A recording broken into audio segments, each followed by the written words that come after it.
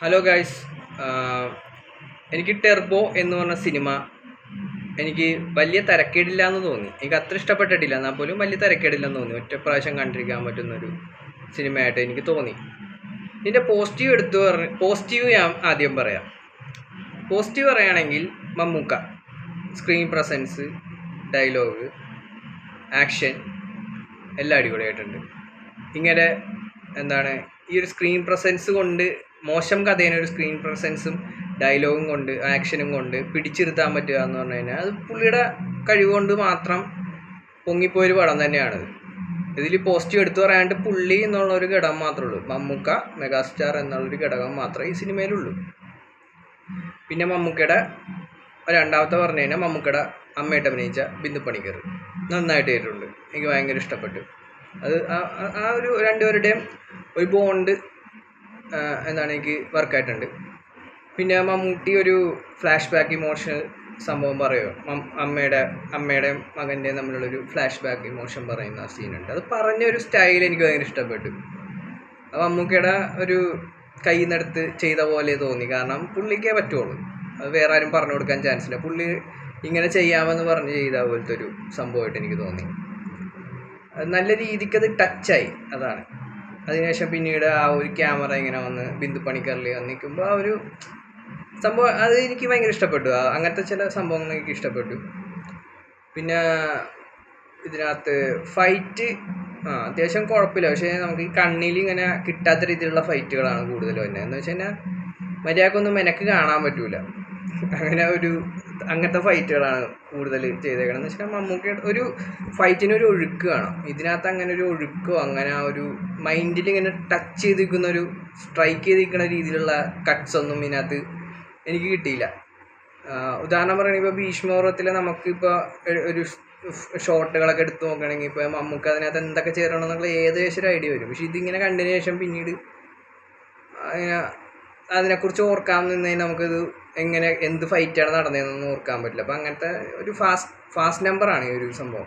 Fast ഫൈറ്റാണ്, full ഫാസ്റ്റാക്കിയാണ് ചെയ്തേക്കണം. മമ്മൂക്കൊക്കെ എനിക്ക് കൂടുതൽ ഇഷ്ടം, എനിക്ക് സ്ലോ മോഷൻ പഞ്ചുകളാണ് പുള്ളിയുടെ എനിക്ക് കൂടുതൽ ഇഷ്ടം. ഇപ്പോൾ ലാലേട്ടൻ്റെ വരികയാണെങ്കിൽ ഫാസ്റ്റ് നമ്പറാണ് പുള്ളിക്ക് നല്ലോണം ഇണങ്ങുന്ന ഫൈറ്റ്. രണ്ടുപേർക്കും രണ്ട് രീതിയിലുള്ള ഫൈറ്റുകളാണ് കൂടുതൽ ഇണങ്ങുന്നത്. ലാലേട്ടൻ്റെ സ്ലോ മോഷൻ വന്നു കഴിഞ്ഞാൽ എനിക്കത്ര അതിനേക്കാൾ ഇമ്പാക്റ്റ് ചെയ്യും. അതങ്ങനെയല്ല, ഒരു ഇമ്പാക്റ്റ് കൂടുതൽ പുള്ളിക്ക് ലാലേട്ടന് ഫാസ്റ്റ് നമ്പറും, മമ്മൂക്കക്ക് ഇച്ചിരി സ്ലോ മോഷൻ ഭീഷ്മപർവ്വത്തിലേക്കുള്ള സ്ലോ മോഷൻ ഫൈറ്റുകളാണ് എനിക്ക് കൂടുതൽ ഇഷ്ടം. അത് പുള്ളിയുടെ ഒരു സ്റ്റൈൽ ഉണ്ട്. പുള്ളിക്ക് ആ ഒരു സ്ലോ മോഷൻ ചെയ്ത് കഴിയുമ്പോൾ ആ ഒരു സ്റ്റൈൽ നമുക്ക് കറക്റ്റായിട്ട് സ്ലോയിൽ ഇതിനാണ് നല്ലോണം ക്യാപ്ചർ ചെയ്യാൻ പറ്റുള്ളൂ. പിന്നെ വേറെ എന്നെടുത്ത് പറയാണ്ട് മ്യൂസിക്, പുള്ളിയുടെ BGM മറ്റേ ജയിലറിൽ മറ്റേ അലപ്പറ പോലെ ഇതിനകത്തൊരു BGM പോരമ്പോരിന എന്നൊക്കെ പറഞ്ഞ് അത് നല്ല രീതിക്ക് ഫൈറ്റിൻ്റെ ഒപ്പം അങ്ങോട്ട് പ്ലേസ് ചെയ്തതെങ്കിൽ കുറച്ചും കൂടി അടിപൊളിയായേനെ. കാരണം കുറേ ഇമ്പാക്റ്റ്, നമ്മൾ BGMന് ഇപ്പോൾ ഒരു ഇമ്പാക്റ്റ് കൊടുക്കുന്ന ടൈമാണ്. കാരണം ഈ ഫൈറ്റൊക്കെ വരുമ്പോൾ ഇതിൻ്റെ ഒപ്പം ആ ഒരു BGM ഇങ്ങനെ ഇടക്ക് പ്ലേസ് ചെയ്യാതെ അത് ഇടക്ക് പ്ലേസ് ചെയ്യാതെ പിന്നെ അത് ഇങ്ങനെ ത്രൂ ഔട്ട് ഇട്ട് കൊടുത്തു കഴിഞ്ഞാൽ കുറച്ചും കൂടി അത് ഇപ്പോൾ കഥ ഏകദേശം കയ്യിൽ നിന്ന് പോയിരിക്കുന്ന സമയത്ത് ചിലപ്പോൾ ഇത് കാണുമ്പോൾ ഒരു രോമാഞ്ചിഫിക്കേഷനും കാര്യങ്ങളൊക്കെ വരും. മനസ്സിലായി? ഞാൻ ഇപ്പോൾ ജയിലറിൽ മറ്റേ രജനി സാറ് വെറുതെ ഇങ്ങനെ നടക്കുന്നേ ഉള്ളൂ, പക്ഷേ അതിനകത്ത് ആ ഒരു BGM വരുമ്പോഴാണ് ആ ഒരു ഇമ്പാക്റ്റ് കിട്ടുന്നത്. അപ്പോൾ അത് കറക്റ്റായിട്ട് പ്ലേസ് ചെയ്തിട്ടില്ല എന്ന് എനിക്ക് തോന്നി. എഡിറ്റിങ്ങിൻ്റെ ബാക്ക്ഗ്രൗണ്ട് കറക്റ്റ് രീതിക്കൊക്കെ ഫാസ്റ്റ് നമ്പറൊക്കെ കാണിക്കുമ്പോൾ ഈ സാധനം ഇങ്ങനെ ഇടക്കിടക്ക് ഇട്ട് കൊടുത്ത്, കാരണം നല്ലൊരു സാധനം വരുന്നത് അർജുന അശോകൻ പാടിയ ഒരു പാട്ടില്ലേ, അത് കറക്റ്റ് സമയത്തൊക്കെ ഇട്ട് കൊടുത്തെങ്കിൽ കുറച്ചും കൂടി ഒരു ഇമ്പാക്റ്റ് കിട്ടിയാനെ.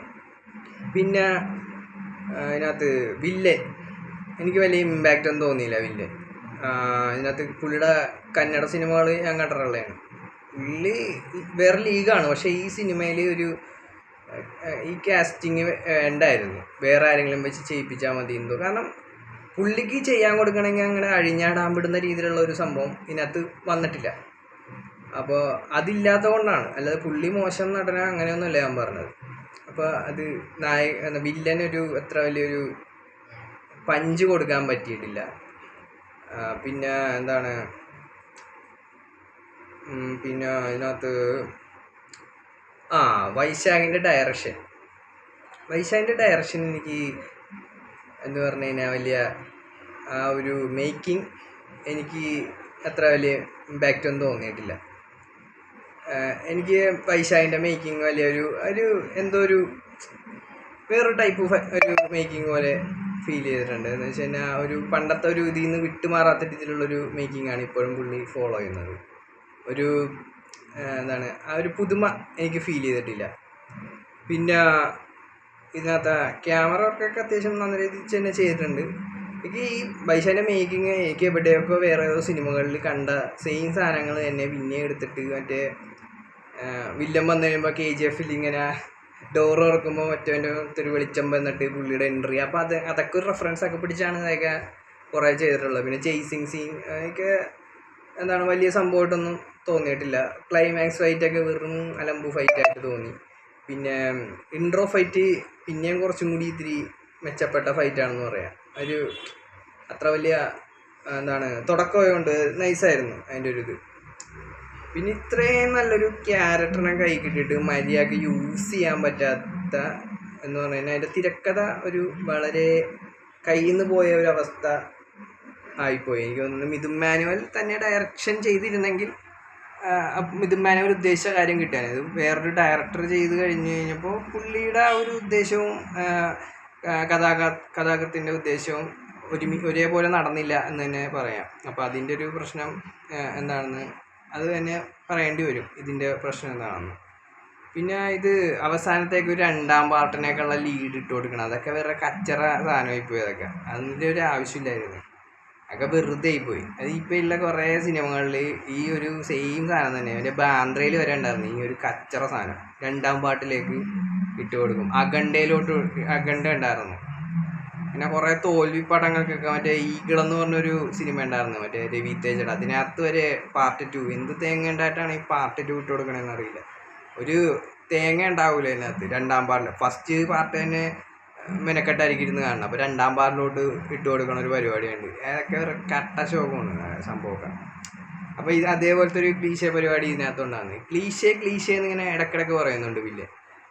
പക്ഷേ ഈ സിനിമ തന്നെ ഭയങ്കര ഒരു കട്ട ക്ലീശയാണ്. പക്ഷേ മമ്മൂക്കയാണ് ഇതിനകത്ത് ക്ലീശ അല്ലാത്തൊരു ഐറ്റം. മമ്മൂക്ക തന്നെയാണ്.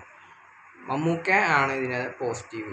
മമ്മൂക്കയാണ് ഇതിൻ്റെ ഒരു സംഭവം എന്ന് വെച്ച് കഴിഞ്ഞാൽ ഇത്രയും മോശം സ്റ്റോറിന്, ഇത്രയും മോശം ഒരു ഡയറക്ഷന്, കഥയും മമ്മൂക്കയുടെ ഒരു സ്ക്രീൻ പ്രസൻസ് കൊണ്ട് അതിനെ ഹിറ്റാക്കുക എന്ന് പറഞ്ഞു കഴിഞ്ഞാൽ അത് വലിയ കാര്യം തന്നെയാണ്. അപ്പോൾ അതുകൊണ്ട് മാത്രമാണ് ഞാൻ ഈ സിനിമേനെ ഒരു അത്യാവശ്യം എനിക്ക് കണ്ടിരിക്കാൻ പറ്റിയൊരു സിനിമയായിട്ട് ഞാൻ പറയുന്നത്.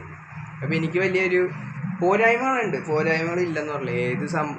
ഒരു പടവും പെർഫെക്റ്റ് ആയിട്ട് ഒരിക്കലും ഒരു ആക്ക് കൊടുക്കാൻ പറ്റില്ല. എന്തെങ്കിലും നെഗറ്റീവുകൾ എവിടെയെങ്കിലുമൊക്കെ ഉണ്ടാവും. പക്ഷേ ഇത് ഇങ്ങനെ ഇത്രയും 70 കോടി മുടക്കിയെന്നൊക്കെയാണ് ഇതിനകത്ത് പറയുന്നത്. 70 കോടി മുടക്കി എടുക്കേണ്ട രീതിയിലുള്ള മേക്കിംഗ് ഒന്നും ഞാൻ ഇതിനകത്ത് അത്യാവശ്യം കണ്ടൊന്നുമില്ല. ഇതിൽ കുറച്ച് മേക്കിംഗ് എടുത്തിട്ട് ഭയങ്കര സംഭവം എടുക്കണ സിനിമകളുണ്ടായിട്ടുണ്ട്. മമ്മൂട്ടി തന്നെ നിർമ്മിച്ച് 70 കോടി ബഡ്ജറ്റ് എന്നൊക്കെ പറഞ്ഞു കഴിഞ്ഞാൽ ഇത് വലിയ എന്താണ് എവിടെ കൂടിയൊക്കെ പൈസ പോയിട്ടുണ്ടെന്ന് ഞാൻ പറയുള്ളൂ. കാരണം അങ്ങനത്തെ ഒരു മേക്കിംഗ് ഒന്നും ഇതിനതില്ല. ഒരു എന്താണ് ഇപ്പോൾ ഒരു ചേസിങ് സീൻ, ഒരു മറ്റേ പള്ളിപ്പെരുന്നാൾ സെറ്റ് ഇടുന്നത്, പിന്നെ മറ്റൊരു വില്ലൻ്റെ ഒരു ഗോഡൗൺ സെറ്റ് ഇടുന്നത്, 70 കോടിക്കുള്ള സംഭവങ്ങളൊന്നും ഇല്ല. പിന്നെ ഇത് എങ്ങനെയാണ് കാശ് പോയതെന്ന് എനിക്കറിയില്ല. അത് ഡയറക്ടറോട് ചോദിക്കേണ്ടി വരും. ഇത്രയും പൈസ ബഡ്ജറ്റ് എന്നൊക്കെ പറഞ്ഞാൽ ഇതിനേക്കാളും കുറഞ്ഞ ബഡ്ജറ്റിൽ സിനിമ എടുത്ത് നല്ല കിടിലനായിട്ട് മേക്ക് ചെയ്യാനുണ്ട് ആൾക്കാർ. അപ്പോൾ അതൊരു കൂടിപ്പോയി, ഇതിൻ്റെ ബഡ്ജറ്റ് ഇത്തിരി കൂടിപ്പോയെന്ന് എനിക്ക് തോന്നുന്നത്. കറക്റ്റ് 70 കോടിയാണെന്ന് എനിക്കറിയില്ല, എന്തോ 70 കോടിയാണെന്ന് കേട്ടു, അതുകൊണ്ട് പറഞ്ഞതാണ്. അത്രയൊന്നും ഉണ്ടാകാൻ ചാൻസ് ഇല്ല.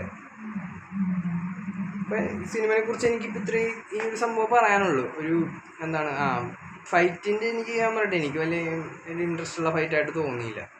എനിക്ക് അത്ര വലിയ സംഭവമായിട്ടുള്ള ഫൈറ്റായിട്ട് തോന്നിയില്ല. പിന്നെ മമ്മൂക്ക പോലൊരാൾ ഫൈറ്റ് ചെയ്ത് അതാണ് അതിൻ്റെ ഒരു ഇത്. മമ്മൂക്ക ഇത്രയും ഏജായിട്ട് ഫൈറ്റ് ചെയ്യുന്നുള്ള സംഭവം അത് കൈയടിക്കേണ്ട കാര്യം തന്നെയാണ്. അത് 100% ഞാൻ പറയുന്നു. പുള്ളി പണ്ടത്തെ പോലെ നിന്നുള്ള ഫൈറ്റ് തന്നെയാണ് ഇപ്പോഴും ഉള്ളത്. അത് പുള്ളി ചെറുപ്പകാലത്ത് എങ്ങനെയാണോ ചെറുപ്രായത്തിൽ ഈ ഫൈറ്റൊക്കെ തന്നെയാണ് ചെയ്തേക്കണം. അദ്ദേഹം എങ്ങനെയൊന്നും ഫൈറ്റ് ചെയ്തിട്ടില്ല. ഇതിനകത്ത് ബോഡി ഡബിൾ കുറേ ഡൂപ്പില്ലാതെ ചെയ്യുന്നുണ്ട്. ബോഡി ഡബിൾ നല്ലോണം യൂസ് ചെയ്തിട്ടുണ്ട്. അത് ചില വിഷ്വൽ കാണുമ്പോൾ മനസ്സിലാവും ബോഡി ഡബിളാണ് ചെയ്തേക്കുന്നത്. അത് പുള്ളി തന്നെ എഫേർട്ട് എടുത്ത് ചെയ്തതെന്ന് പറഞ്ഞാൽ ഒരിക്കലും സമ്മതിക്കില്ല. അത് ബോഡി ഡബിൾ തന്നെയാണ് ചെയ്തേക്കുന്നത്. അത് 100% ഉറപ്പാണ്. അത് കാണുമ്പോൾ മനസ്സിലാവും ആര് ഒറിജിനലായിട്ട് ചെയ്ത് ആര് ഡ്യൂപ്ലിക്കേറ്റ് ആയിട്ട് ചെയ്യുന്നതൊക്കെ. അപ്പോൾ കണ്ടു കഴിഞ്ഞാൽ തന്നെ മനസ്സിലാവും. കാണാത്ത രീതിയിൽ മനസ്സിലാക്കണമെങ്കിൽ അത് വേറെ ഹോളിവുഡ് സിനിമകളിലൊക്കെ സംഭവം ചെയ്യണം. പിന്നെ ഇതിനകത്ത് കുറേ പ്രെഡിക്റ്റബിൾ ആയിട്ടുള്ള കുറേ കാര്യങ്ങളുണ്ട്. ആർമിക്കാരനെ കാണിച്ച സംഭവം അവസാനം പുള്ളിക്ക് എന്തെങ്കിലും സംഭവം ഉണ്ടാവും നമുക്ക് ഏകദേശം അറിയാം. പിന്നെ ബിന്ദു പണിക്കറിൻ്റെ മറ്റേ കോള്, അപ്പോൾ ഈ കരഞ്ഞ സംഭവം മറ്റേ അയൺമാൻ്റെ സീനാണെന്ന് അറിയാം. അപ്പോൾ അങ്ങനെ കുറേ പ്രെഡിക്റ്റബിൾ ആയിട്ടുള്ള കുറേ കാര്യങ്ങൾ ഈ ഒരു സിനിമയിൽ ഉണ്ടായിട്ടുണ്ട്. അധികം പുതുമ അവകാശപ്പെടാതെ അത്യാവശ്യം പഴയ അച്ചിൽ തന്നെ ഉണ്ടാക്കിയിട്ട ഒരു വേറെ ഇൻഗ്രീഡിയൻസ് ഒക്കെ വെച്ച് സാധനമൊക്കെ ചെയ്ത് പുതിയ ഒരു അവിടെ ഇതേ പാറ്റേണുള്ള കുറേ സിനിമകൾ വന്നിട്ടുണ്ട്. പിന്നെ ഇതിനകത്ത് ബാങ്കിൻ്റെ മറ്റേ എന്താ പറയുക, ബാങ്കിൻ്റെയൊക്കെ മറ്റേ തിരിമറികളും സംഭവങ്ങളൊക്കെ ഇല്ലേ, സംഭവം അത് ഇതിനകത്ത് അത് ഒരു സംഭവം കാണിച്ചിട്ടുണ്ട്. മറ്റേ ഇതിനു മുമ്പ് മറ്റേ ഇരുമ്പ് തിറയിലൊക്കെ സംഭവമൊക്കെ വന്നിട്ടുണ്ട് തോന്നുന്നു. പക്ഷേ ഇതിനകത്ത് വലിയ സംഭവമൊന്നുമില്ല, എല്ലാവർക്കും അറിയാവുന്ന രീതിയിലുള്ള സംഭവങ്ങൾ തന്നെ. പിന്നെ 2 സ്ഥലത്ത് ഇങ്ങനെ 2 പേരെ പെടുത്തിയിട്ട് എവിടെ ആദ്യം വന്ന് രക്ഷിക്കും, അവിടെ രക്ഷിക്കും, എവിടെ രക്ഷിക്കും എന്നൊക്കെ ചോദിക്കണം. മറ്റേ കുറേ സിനിമകളിൽ ഇതിനു മുമ്പ് വന്നിട്ടുണ്ട്. ജയിലർ, മറ്റേ മെർസലി, കുറേ തമിഴ് പടത്തിൻ്റെയൊക്കെ അതേ പാറ്റേൺ പിടിച്ചിട്ട് ചെയ്തൊരു മലയാള പടം, മാസ് ആക്ഷൻ ത്രില്ലർ. ആ ഒരു രീതിയിൽ തന്നെ ഈ സിനിമ കണ്ടാൽ മതി. അല്ലാതെ വലിയൊരു കഥ പ്രതീക്ഷിച്ച് പോവുകയോ അങ്ങനെ അതൊന്നുമില്ല ഇതിനകത്ത്. ഈ കട്ട PR വർക്ക് ഈ സിനിമയുടെ പുറകിൽ നടക്കുന്നുണ്ട്. ഈ റിവ്യൂ എടുക്കണവന്മാരുണ്ട് ഈ തിയേറ്ററിൻ്റെ മുമ്പിൽ ഇരുന്നിട്ട്. ഇവന്മാരാരും നെഗറ്റീവ് പറയുന്ന റിവ്യൂസൊന്നും ആരും ഇടൂല. ഈ പടം മോശമാണെന്നുള്ള സാധനം ഇടത്തില്ല. അത് 100% ഉറപ്പാണ്. അത് ഞാൻ തിയേറ്ററിൽ നിന്ന് ഇറങ്ങിയപ്പോൾ ചോദിച്ചു, ചേട്ടാ വല്ല പോസിറ്റീവായിട്ടുള്ള കാര്യങ്ങൾ പറയാൻ പറ്റുമെന്ന് ചോദിച്ചപ്പോൾ ഞാൻ പറഞ്ഞു, പോസിറ്റീവ് ഉണ്ടെങ്കിലല്ലേ പറയാൻ പറ്റുള്ളൂ. പോസിറ്റീവ് ഇല്ലാതെ എങ്ങനെ ഒരു പടത്തിനെ പോസിറ്റീവായിട്ട് പറയും? അപ്പോൾ അതാണ് ഞാൻ ചോദിക്കുന്നത്. അപ്പോൾ ഇത്രേ ഉള്ളൂ എൻ്റെ വീഡിയോ. അപ്പോൾ എല്ലാവരും സിനിമ പോയി കാണുക. ബൈ.